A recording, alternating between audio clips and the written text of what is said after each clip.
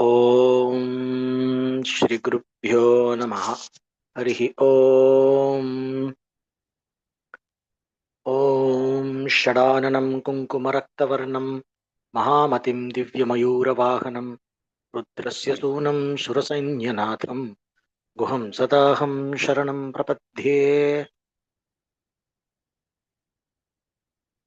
Om Sahana Vavatu Sahanau Bhunaktu Sahavidyam Karavavahai Tejasvinavadhitamastu ma Vidvishavahai Om Shanti Shanti Shanti Om Tat Sat.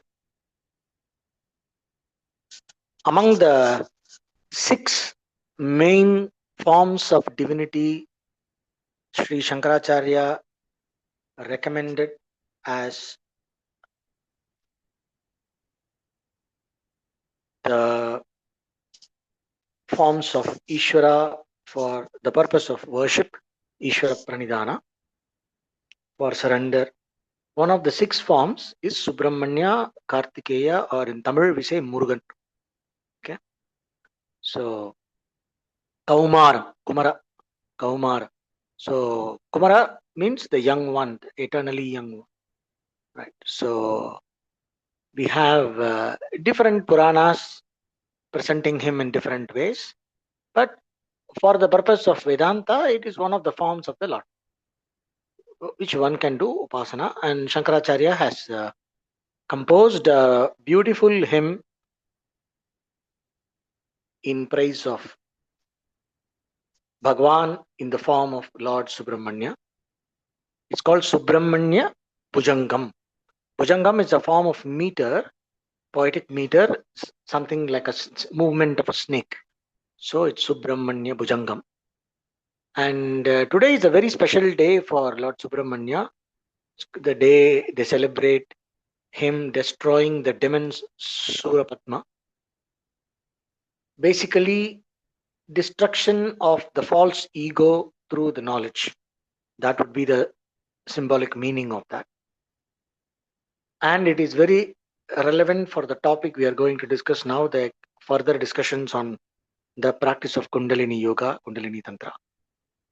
And the cult of Subramanya worship is very much connected with Kundalini Yoga, Kriya Yoga, and all that, Pranayama, from the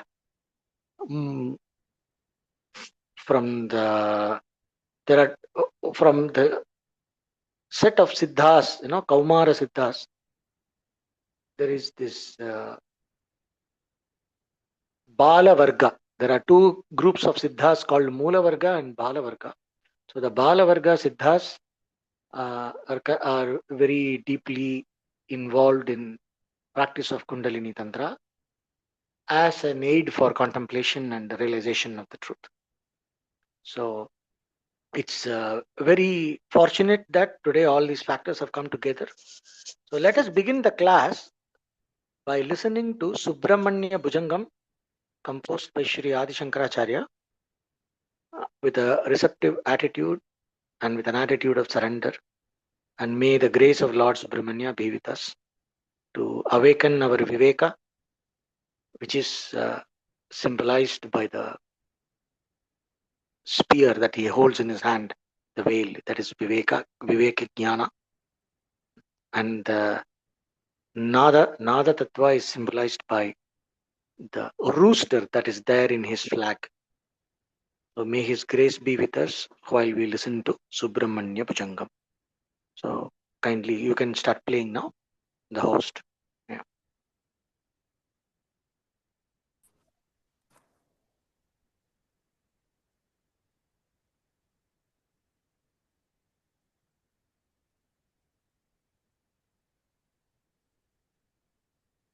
We sit straight and breathe deep while we listen to that, and stay conscious in an attitude of surrender. श्रीमच्छङ्कर भगवत्पाद विरचितम् Subrahmanya भुजङ्ग प्रयात स्तोत्रम्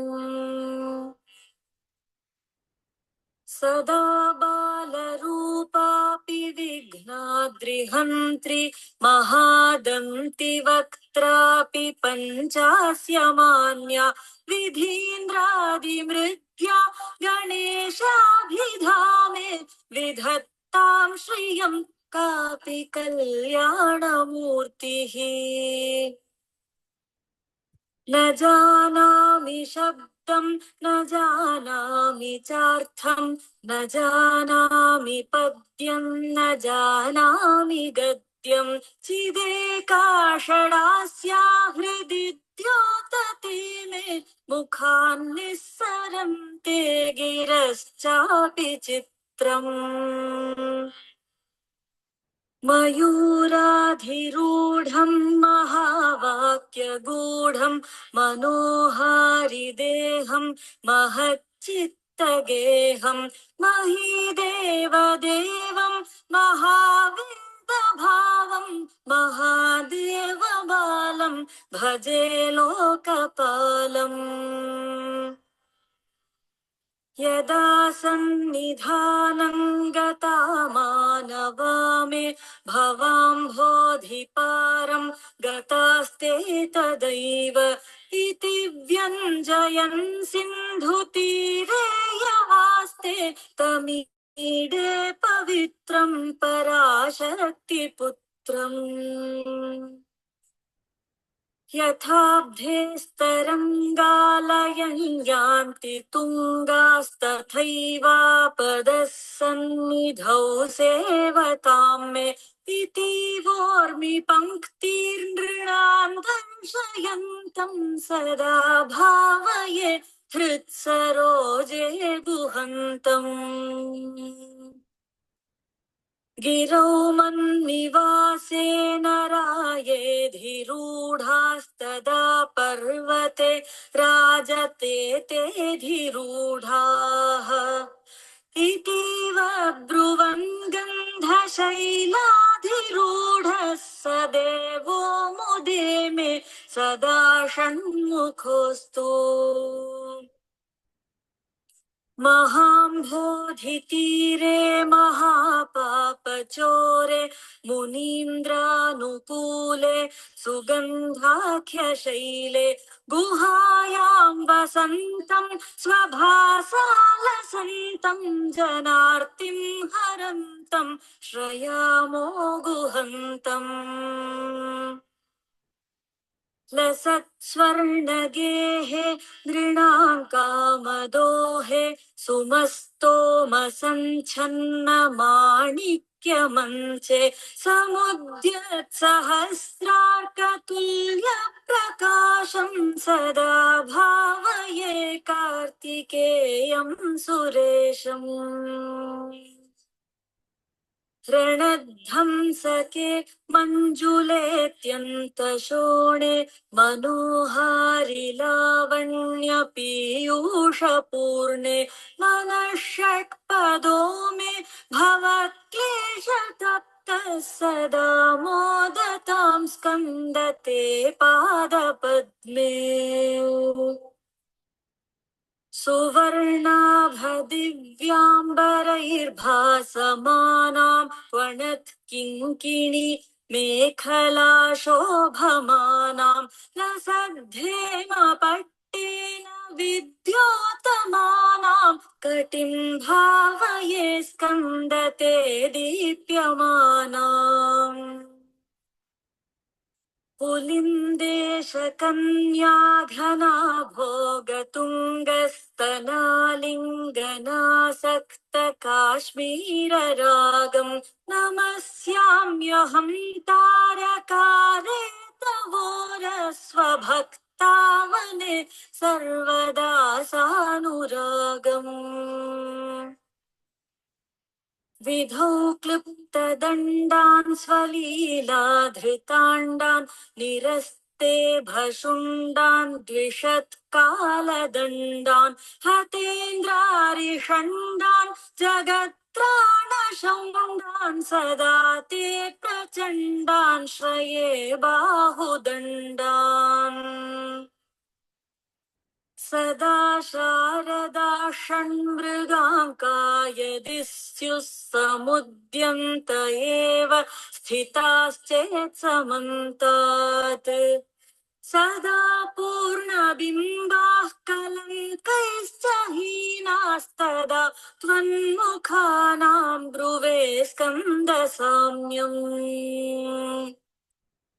स्फुरन्मन्दहासैः सहंसानि चञ्चत् कटाक्षावलि भृङ्गसङ्घोज्ज्वलानि सुधास्यन्ति बिम्बाधराणि शसूनो तवालोकये षण्मुखाम्भोरुहाणि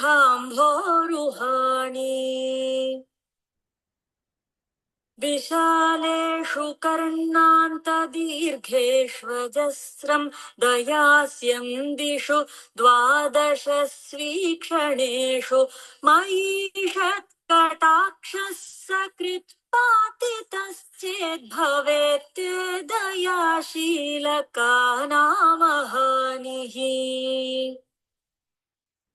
सुताङ्गोद्भवो मेऽसि जीवेति षड्धा जपन्मन्त्रमीशो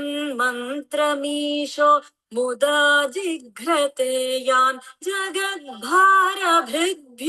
जगन्नाथ तेभ्यः किरीटोज्ज्वलेभ्यो नमो मस्तकेभ्यः स्फुरद्रत्नकेयूरहाराभिरामश्चलत्कुण्डलश्रीलसद्गण्डभागः कटोपीतवासाः करे चारुशक्तिः पुरस्तान्ममास्तां पुरारेस्तनूजः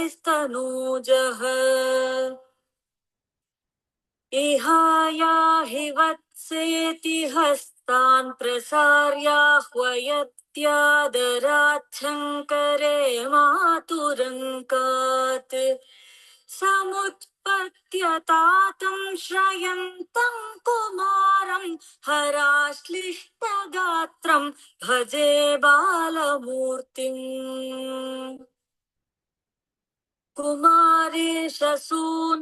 गुहस्कन्दसेनापते शक्तिपाणे मयूराधिरूढ पुलिन्दात्मजाकान्तभक्तार्तिहारिन् प्रभो तारकारे सदा रक्ष मां त्वम् प्रशान्तेन्द्रिये नष्टसंज्ञे विचेष्टे कफोद्गारिवक्त्रे भयोत्कम्पि गात्रे प्रयाणोन्मुखे मय्यनाथे तदानीं द्रुतं मे दयालो भवाग्रे गुहत्वम् कृतान्तस्य दूतेषु चण्डेषु कोपाद्दहच्छिन्धिभिन्धीति मान्तर्जयत्सु मयूरं समारुह्य माभैरिति त्वं पुरः शक्तिपाणिर्ममायाहि शीघ्रम् प्रणम्यासकृत्पादयोस्ते पतित्वा प्रसाद्य प्रभो प्रार्थयेनेकवारं न वक्तुं क्षमोऽहं तदानीं कृपाब्धेन कार्यान्तकाले मनागप्युपेक्षा सहस्राण्डभोक्ता त्वया शूरनामा हतस्तारकः सिंहवक्त्रश्च दैत्यः ममान्तर्हृदि स्थं मनः क्लेशमेकं न हंसि प्रभो किं करोमि त्वयामि अहं सर्वदा दुःखभारावसन्नो भवान् दीनबन्धुस्त्वदन्यं न याचे भवद्भक्तिरोधं सदा क्लृप्तबाधं ममाधिन्द्रुतं नाशयो मासु तत्त्वम् अपस्मार कुष्ठक्षयार्षः प्रमेह ज्वरोन्माद गुल्मादिरोगा महान्तः पिशाचाश्च सर्वे भवत्पत्रभूतिं विलोक्य क्षणात् तारकारे द्रवन्ते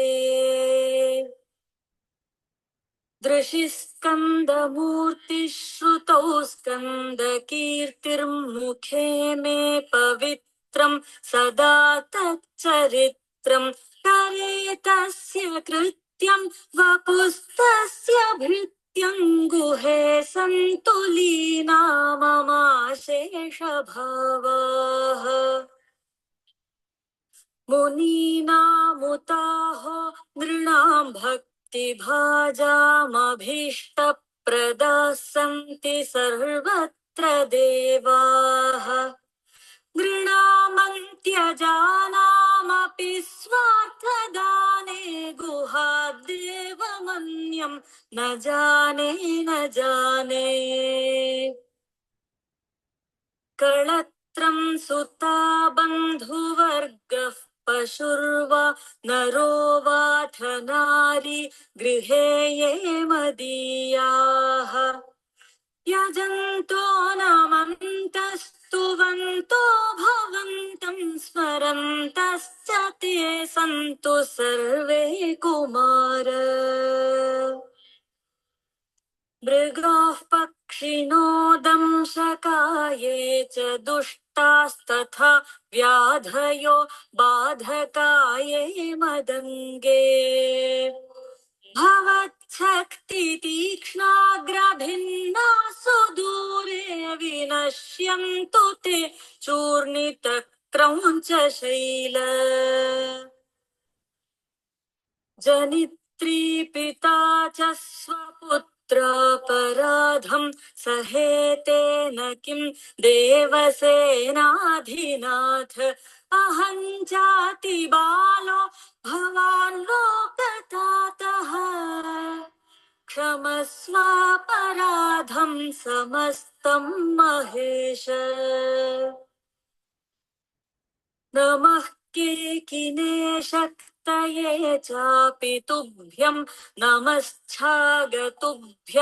नमः कुक्कुटाय नमः सिन्धवे सिन्धुदेशाय तुभ्यं पुनस्कन्दमूर्ते नमस्ते नमोऽस्तु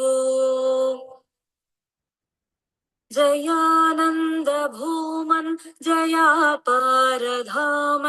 जयामोघ कीर्ते जयानंद मूर्ते जयानंद सिंधो जयाशेष बंधो जयत्वं सदा मुक्तिदानेश सूनो भुजङ्गाख्यवृत्तेन क्लृप्तं स्तवं यः पठेद्भक्तियुक्तो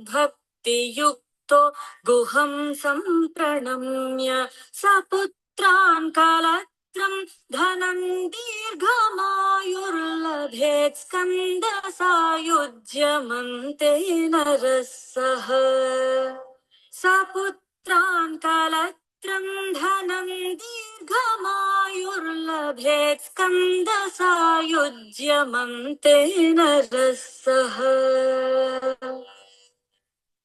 इति श्रीमच्छङ्करभगवत्पादविरचितम् सुब्रह्मण्यभुजङ्गप्रयातस्तोत्रम्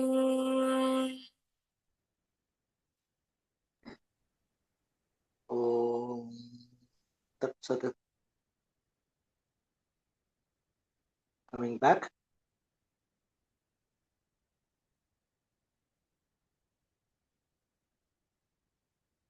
The presence of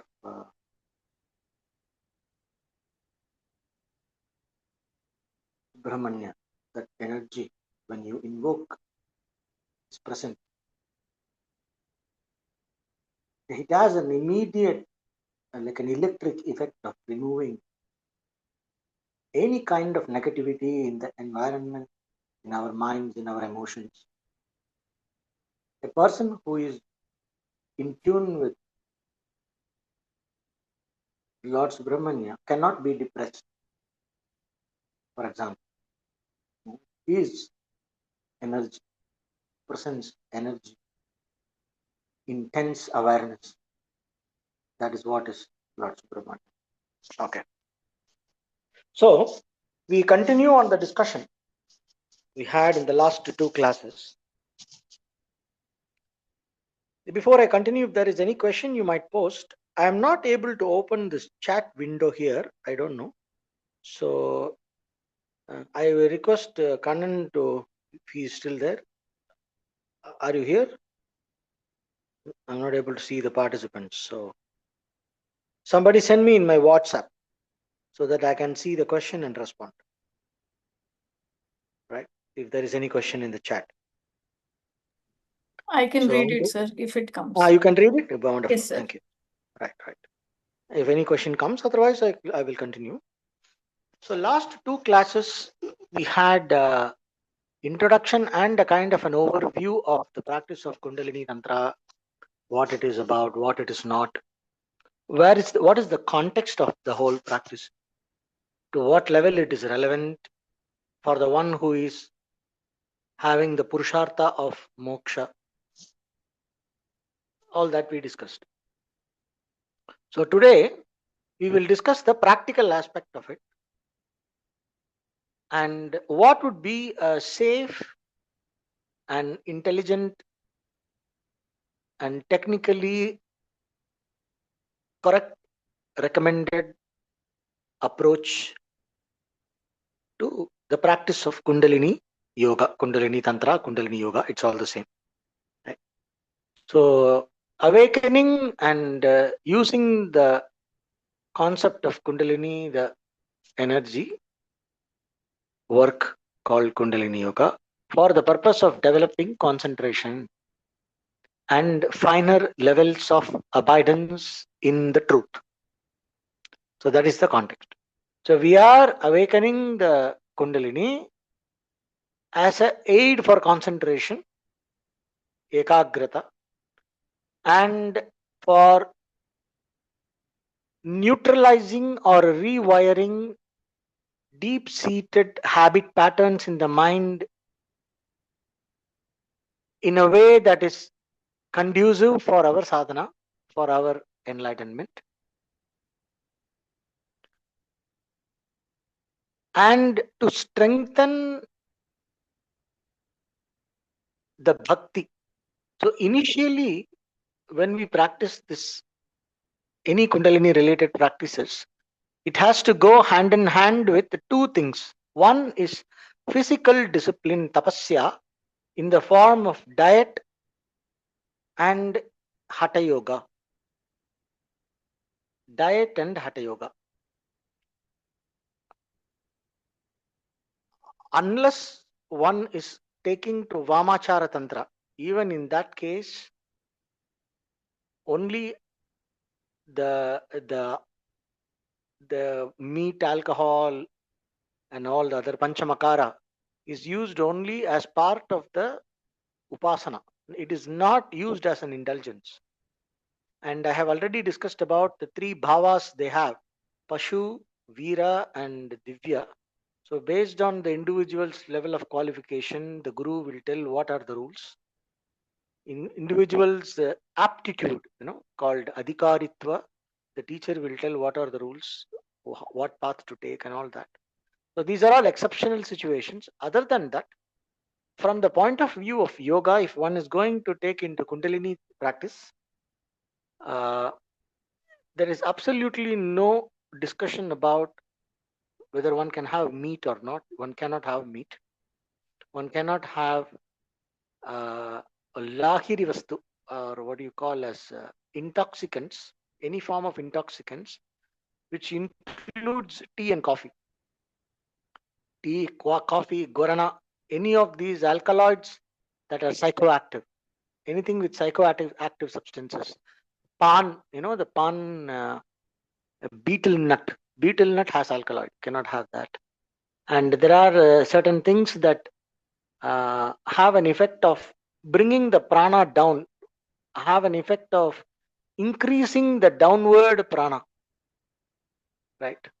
So that those things are to be avoided, which is generally tamarind, high spicy food, oil, fried, deep fried items, a lot of deep fried items, especially sesame oil. Consuming sesame oil inside is not okay. Like that, onion, garlic. So there is a huge list of things which are to be avoided when one begins the practice of pranayama combined with mantra for the purpose of awakening and conducting the kundalini. Right. Okay. So how do we do that? Taking care of the diet at the physical level is one part. Another is practice of classical hatha yoga. Not all this hot yoga, cold yoga, all these funny things that are going on in the name of fitness. I'm not talking about that. I'm talking about classical hatha yoga as discussed in Hatha Yoga Pradipika, Gharanda Samhita, Shiva Samhita, Yoga Taravali, etc.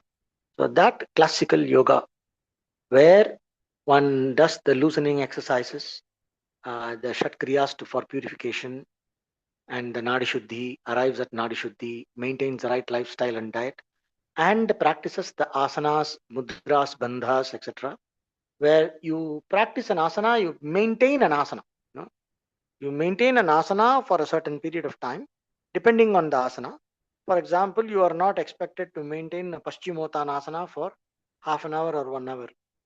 While you are practicing Padmasana, Vajrasana, Siddhasana, or Swastikasana, these dhyana asanas, you are expected to arrive at a point where you can maintain the asana for 1.5 hours effortlessly without too much of struggle, with minimal pain.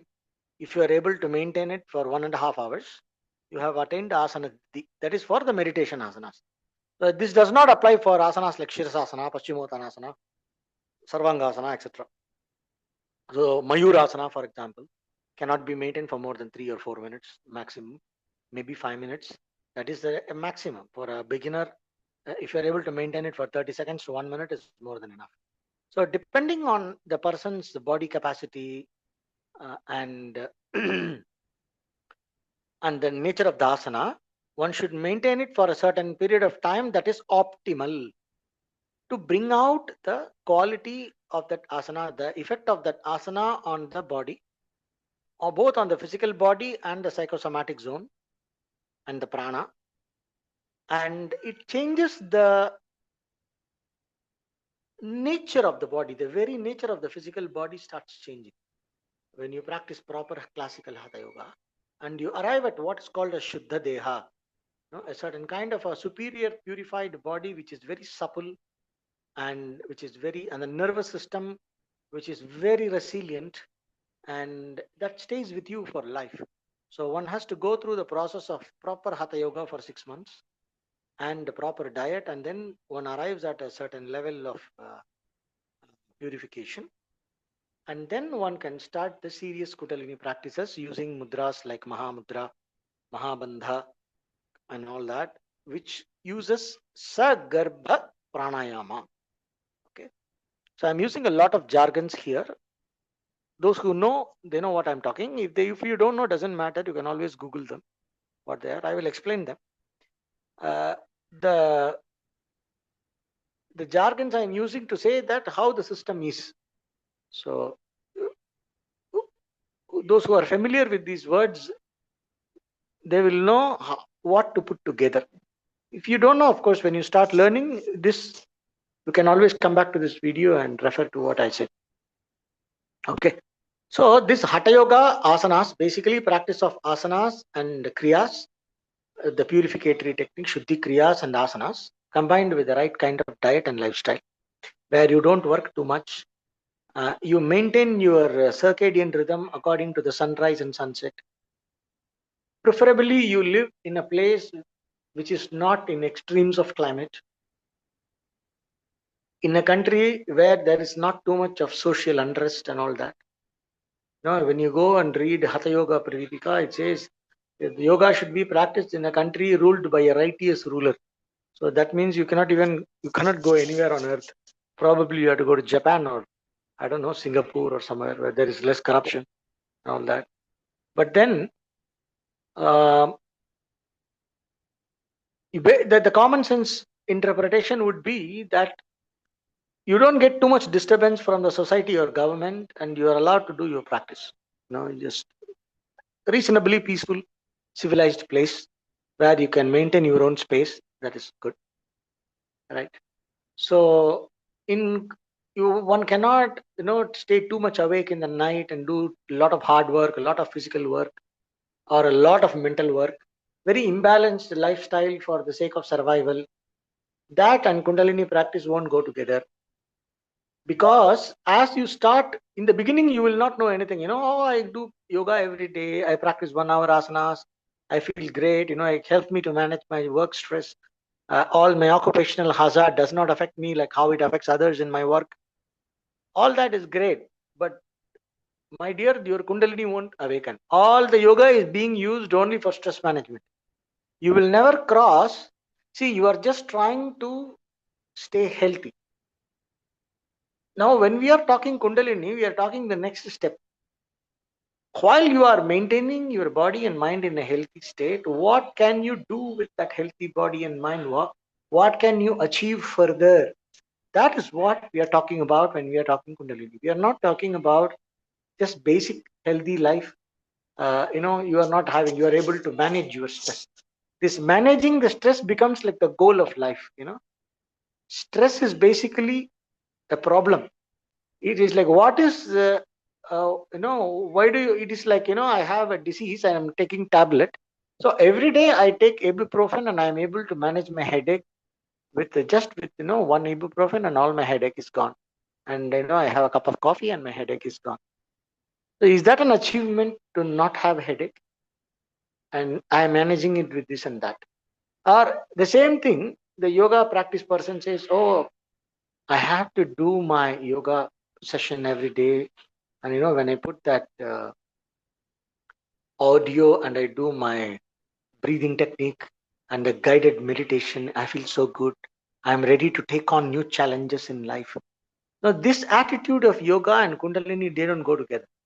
This attitude of yoga is for common people, where yoga is being used as a therapeutic aid, just so that you don't go insane because of your stupid lifestyle. So, not going insane because of stupid lifestyle, for that, using yoga is wonderful, better than nothing, better than getting addicted to, or abusing substances and getting addicted to tamasic things. This is better. Now, but when we are coming to discuss practicing awakening of Kundalini, we are talking about the next level of fitness. We are not talking about basic stress management. We are talking about a basic state of quietness and a basic state of inner harmony, like a fundamental first step on which you can build other things. It's like a good ground, a good strong ground where you can build your home. So that is what we are talking about here. Okay, so when it comes to Kundalini Yoga, harmonious mind and a balanced tridosha balanced body is base. Now, based on which is achieved through Hatha Yoga, diet, and proper lifestyle. Now, this is the physical base. Then comes a non-reactive temperament, which actually comes from the practice of proper asanas itself. Ata dvandvan anabhigataha. The person who has mastered asanas is not affected by the pairs of opposites. Now, this, while this means a certain level of resilience to climatic variations and other, and the troubles that come from our environment, from the people around, and everyday experiences in life, the pairs of opposites, not being affected by them. While it means the external factors, it also means a certain stable temperament when you are faced with an unexpected experience. This is very important. That is why mastery of asanas is required before practice of pranayama. Tasmin sati swasa prasvasyor gati vichedah pranayama. Having achieved mastery in asana, stopping of the movement of prana and apana is the pranayama. Kumbhaka, that is pranayama. One practices kumbhaka after achieving mastery in asana. It is not only for being able to maintain a steady posture for a sustained period of time. That is not the only requirement. It is also a non-reactive temperament when you are in a new terrain where you are faced with new experiences you are not familiar with. You don't get into a shock. Your system, unconscious mind, can throw a shock response. For example, you will see when you are walking into a room, somebody hides behind a door and then they make a noise, whoo, and then you get a shock, right? We see in all these scaring prank videos how people get shocked. So that level of shock, right? So what happens is when you practice pranayama, not this your usual nadi shuddhi, deep breathing, I'm not talking about that. Real pranayama, when you start practicing, the prana will start awakening in the body. The prana will start becoming self-conscious. It's like something wakes up in the body, like you are waking up a sleeping giant. So something wakes up in your body. You can feel it in your limbs. You can feel it in your nerves. It's very palpable, very tangible experience. When prana wakes up, it's like something opens up inside. A new door or window opens up inside you. And if you sustain it more and more, and when the prana awakens, becomes self-conscious in Muladhara or Swadhisthana, like that, when it starts becoming more and more contained within the limit of the body, the layers of the mind will start opening up. The layers of the subconscious, what you call a subconscious or unconscious now, in those layers, you will become self-conscious. So it will start altering the nature of your background awareness, and also it will start altering where you feel centered.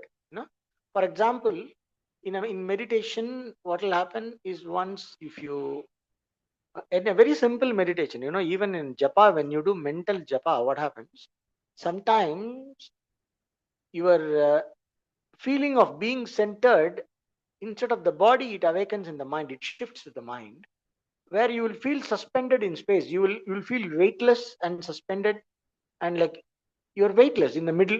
You are like in the middle of nowhere. You are just awareness, and you are in the middle of nowhere, and you will not feel the body, nothing. Now you might, many people can panic. It can give a panic reaction, and then they come back and then they start panting. Or sometimes they think that is some kind of a very strange big experience. If you don't panic, you might give excessive importance to these altered states of experience, states of mind, and you might want to keep repeating it. You will think that that is doing something great to your life, and you might get addicted to it. You are always trying to get it. It's like becomes like a drug. An altered state of consciousness, a yogic experience, inner experience, becomes like a drug. So all this problem comes when when you are having a very reactive temperament and a lack of understanding. These two combines. When you have a reactive temperament, very quickly, within a fraction of a second, you form a very deep emotional opinion about something. It's like, you are going for a walk in a park, and there are a lot of people. Then you see somebody, and it triggers a very deep response from inside you, some emotional something inside. Then we tend to give it a huge meaning. Oh, when I look at you, I don't know, it reminds me of something. It opens up something inside me, very deep inside me. I connect. Then you want to go and talk to that person, and then pick up a conversation and see what it is. So once something reacts from a very deep level where your conscious thinking is not working. It's an emotional reaction. It comes from the samskara level, from a subconscious level. It works like this. You wake up from a dream, you have a dream, and in the dream you have some intense experience like a tiger chasing you or something, and then you wake up. You have the palpitation, right? So the impact of the dream experience that you had, it's still there in the system. You are awake, you are conscious at the surface, and somewhere inside you, inside the body, somewhere in the chest area or somewhere in the back of the mind, the impact of that experience is there. You are still reacting to that situation in the background. An unresolved reaction pattern goes on in the background, right? So the same thing happens when you have an altered state of consciousness. You will have a unexpected kind of a inner reaction to it. You might have at that time, whatever hatha yoga we have practiced, that will take care that that inner reaction is not too strong, because all the reactions inside, the emotional reactions, the subconscious egoistic reactions, all of them are controlled by prana. But after proper practice of hatha yoga and basic pranayama and all that, you develop a certain pranic resilience, right? Any agitation calms down immediately. It's like you come back to the base state very fast. No matter what kind of excitement your system goes through, physical excitement, sensory excitement, any kind of excitement the system goes through, immediately it comes back to the neutral state very fast when compared to a normal person. A yogi's inner system comes back to normalcy and harmony state much fast, neutral state much faster, way faster than a normal person who is not a practitioner of yoga, right? So this is what you get from hatha yoga, especially the practice of asanas. Not just a physical resilience, a kind of a emotional resilience where you are not too reactive, and if at all there is a reaction, the reaction does not snatch you away. No, the reaction does not overpower you, and you recover from that reaction and come back to neutral state very fast. This is why hatha yoga is needed. So we saw two things, right? Diet, lifestyle, hatha yoga. This is why it is a fundamental. That is why the mastery of asana is required before you begin pranayama. Because as the prana awakens and becomes closer and closer within the measure of the body, it is called, sarva prana vyavahara prashamana. All the various movements of the prana starts agitation start calming down, come to a certain kind of a stillness, and the amplitude of pranic excitement comes down. So for you, in order to have a practical feel of how, what is this pranic excitement, no, you just sit straight now, just sit absolutely still. Don't make any effort, just relax your efforts and decide to sit still.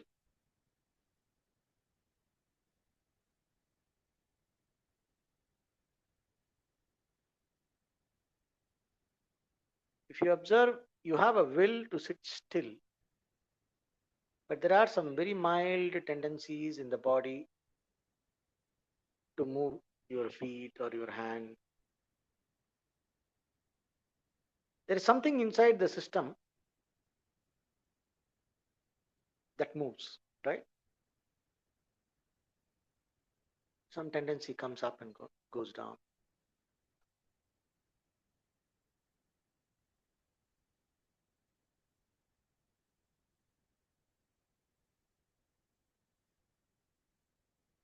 Depending on how agitated you were at the time when I asked you to sit straight, your struggle, that much will be your struggle for sitting still.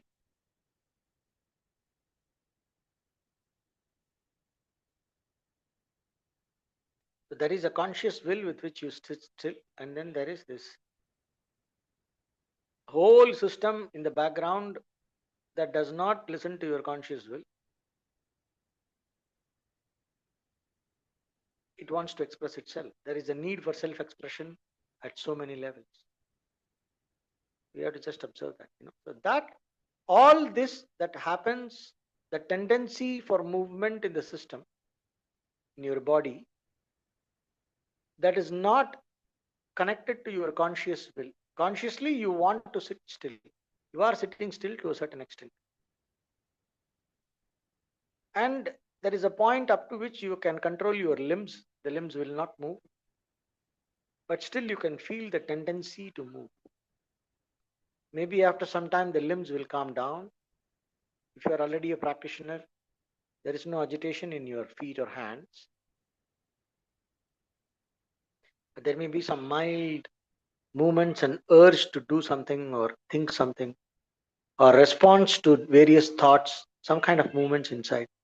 Now, all these natural movements in the body and in the psychosomatic zone, inside in the system, what you feel in your body, all these are because of prana.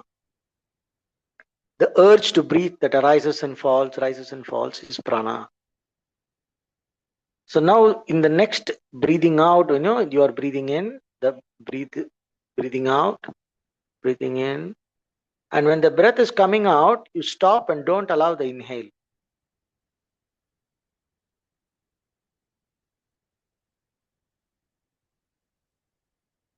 You see the build-up of urge to inhale building up in the body. Now that is caused by prana, the urge to inhale. And then there is an urge to exhale. You inhale a little deeper and leave it. Halfway down the exhalation, there is a push from inside that wants to exhale a little more. You leave it. Halfway down the exhalation, when the exhalation is almost over, there is an urge in the body to want to inhale. Then there is inhalation. It goes on, right? Now this inhaling and exhaling urge comes from a certain point, and that point is the point where you can access prana.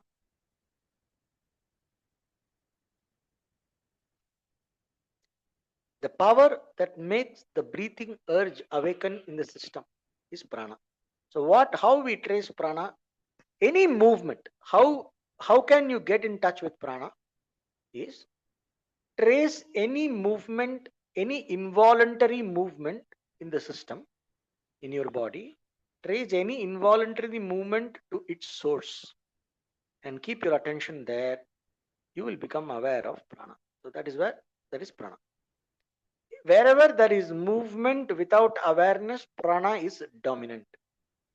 Wherever there is more awareness, the chit shakti or the power of consciousness, the mind is dominant. And whenever the movement of prana comes down, the awareness aspect will start dominating. This is the key.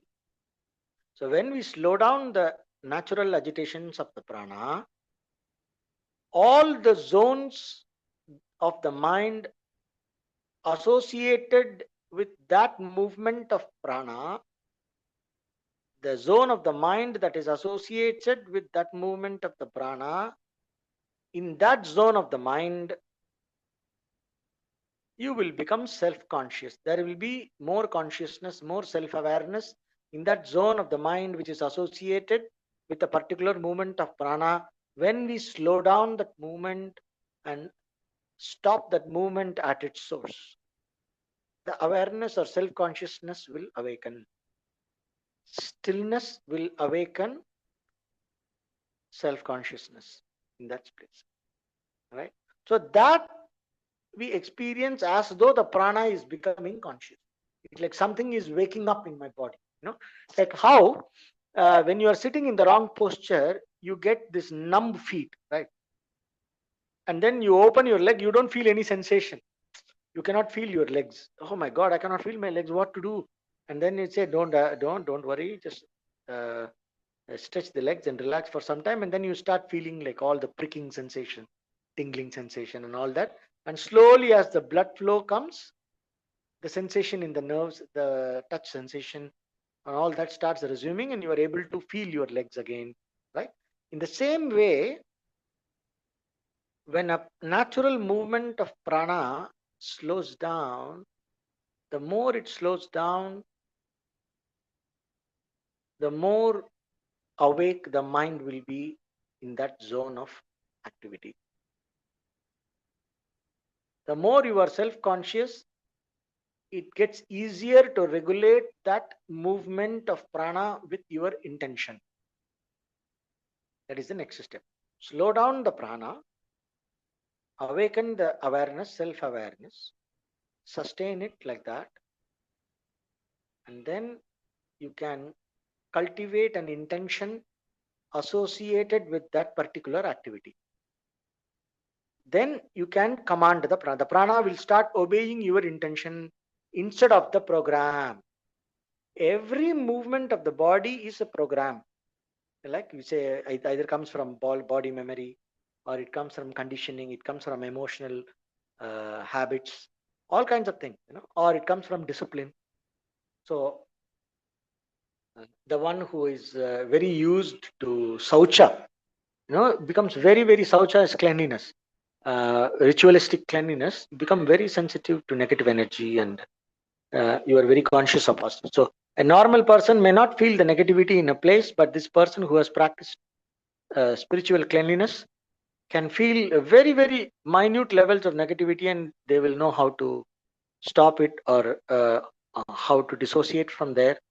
That attentiveness level is much very heightened for a person who practices spiritual cleanliness. In the same way, you become very sensitive and very, very, very intensely aware of the zone where you learn to slow down the movement of the prana and practice self-awareness. When you slow down the movement of the prana, awareness awakens, and there is conscious. You become conscious of a certain zone in you that you are not familiar before. For example, when you slow down the movement of prana and stop it at the level of navel, nabi, and then you just stay there, you will start developing a very instinctive intelligence for physical harmony, and you will somehow know what is wrong with the body where. Nabi chakre samyamat kaya vyuha jnanam. So in the same way, when the awareness awakens in the nabi, a kind of self-consciousness regarding the inner harmony of the physical systems.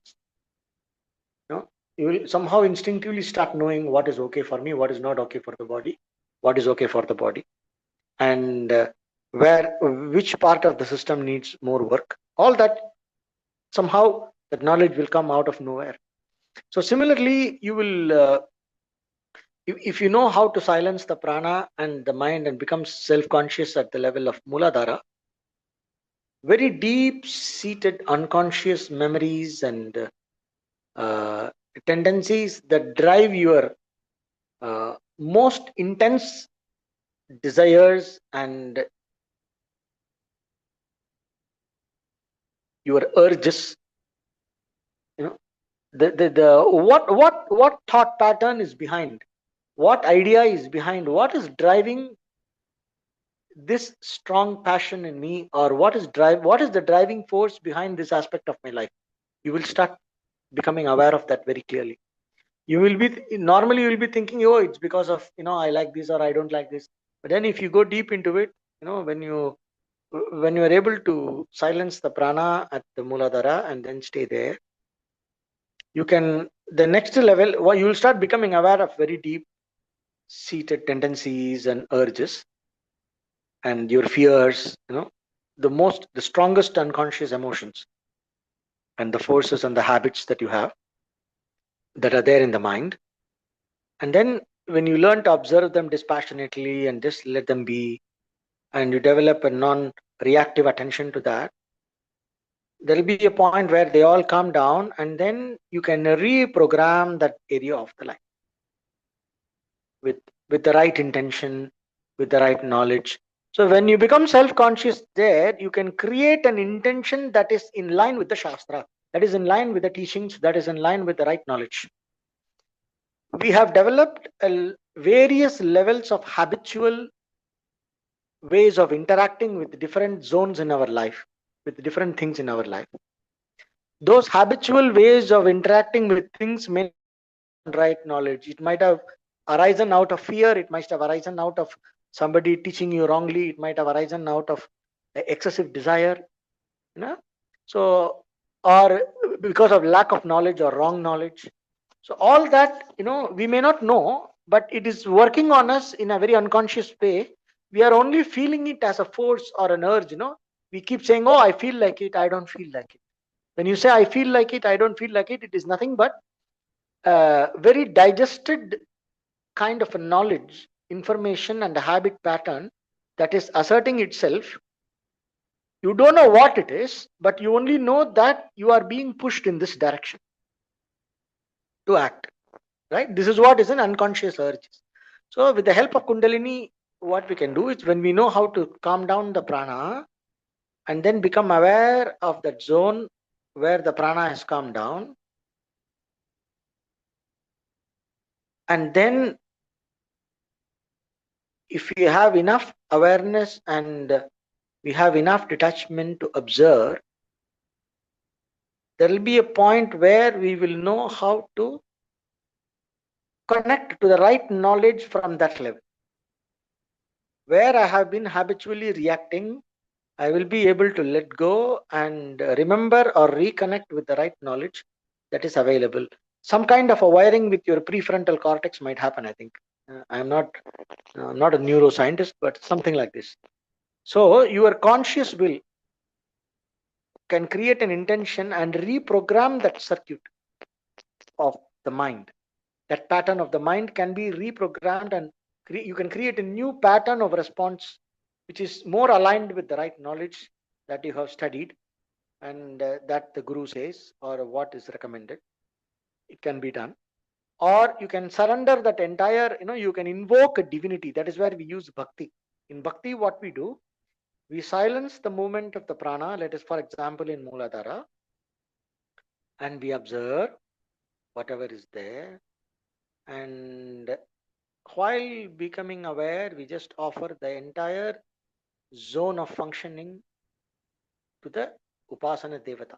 And we just offer the entire personality connected with the Muladhara chakra is surrendered to the deity through the mantra.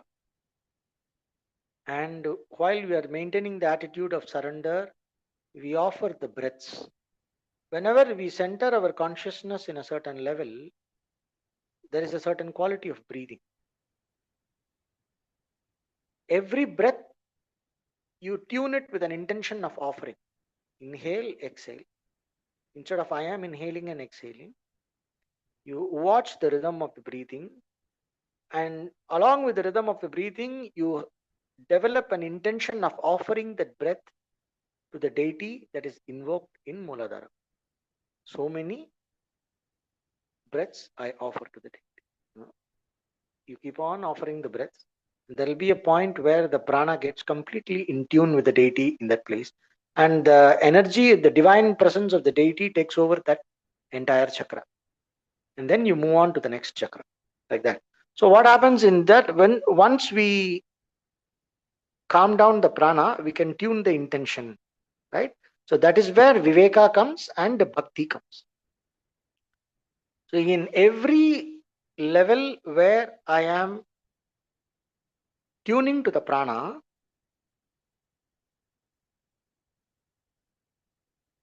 I have a choice. I develop my ability to exercise my choice. What remains a choiceless, helpless zone in me opens up for me to exercise my choice based on my right knowledge. Sorry. So this in short is the approach we use in Kundalini.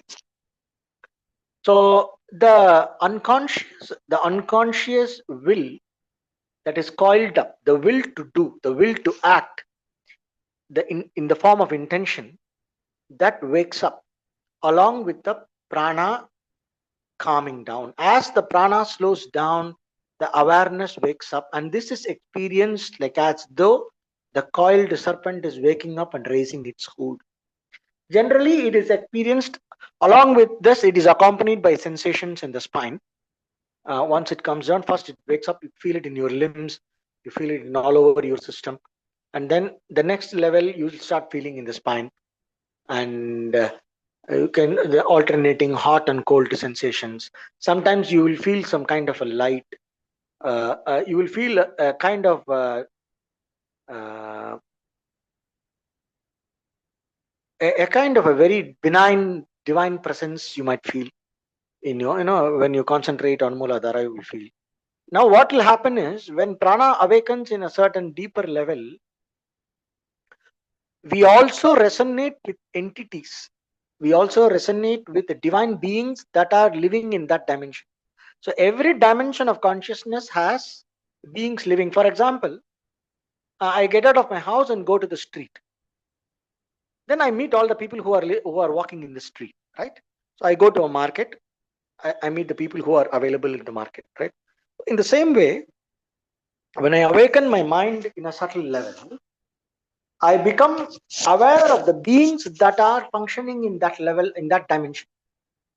So those are the deities connected to that dimension, and for that dimension, that is what is called as Ati Devata, and one has to do upasana of the Ati Devata, if I want my life in that dimension to be peaceful, because that Ati Devata rules that dimension, and nobody, I will not get into astral attacks and other things. So these are different. It's a totally a different dimension altogether. Maybe we can discuss that another day. But I have given you the basic essence of how this whole Kundalini works. It is basically lifestyle, hatha yoga, cultivating a non-reactive temperament, and calming down of the various movements of the prana, layer by layer by layer, so that the awareness awakens deeper and deeper in my mind. The self-consciousness awakens in deeper and deeper levels, and I develop the capacity to exercise my intelligent choice, or which is in the form of intelligent choice, which is in the form of viveka, the right knowledge, or bhakti, which is surrender to my upasana devata. Right. So this is how we go ahead with Kundalini. And this is a very big topic. Maybe if there is a retreat or something, we can do some practical techniques and we will see how it goes. I'm planning a retreat soon. So whoever is interested can join me in the retreat and we will explore these points more. Okay, with this, I will finish the class. Is there any questions? I'm not able to see. Nothing. So I have a WhatsApp message. No questions, sir. No questions, no messages. Okay. So with this, I will complete the class. Om Purnamadah Purnamidam Purnat Purnamudachyate Purnasya Purnamadaya Purnameva Vasishyate. Om Shanti Shanti Shanti. Om Tat Sat. Thank you.